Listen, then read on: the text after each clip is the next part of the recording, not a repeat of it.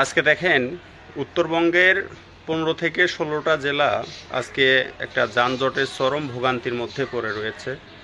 প্রায় গত পরশুদিন থেকে যারা ঢাকায় আসছেন 30 ঘন্টা 40 ঘন্টা এবং মোটামুটি 25 ঘন্টার উপরে জার্নি করে তারা চলে আসছেন টাঙ্গাইল, এলেঙ্গা, তারপরে হচ্ছে সিরাজগঞ্জ, বগুড়া, সব জায়গাতেই প্রচণ্ড জ্যাম এবং প্রচণ্ড জ্যামের মধ্যে মানুষ অস্থির হয়ে যাচ্ছে।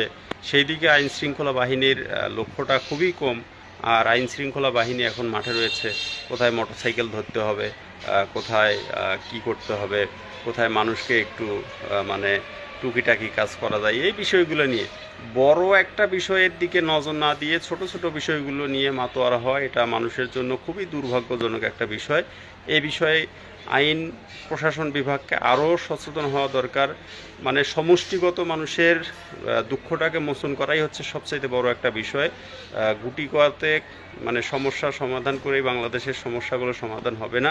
2-4টা মোটরসাইকেল ধরলাম, অথবা 2-1টা গাড়ির নামে মামলা দিলাম, অথবা 2-1টা ছেলে মোটরসাইকেল নিয়ে যাচ্ছে, তার আওয়াজ বেশি, তাকে ধরে একটু শাস্তি দিলাম, এটা কিন্তু আসলে একটা সমাধান হতে পারে না আর কি।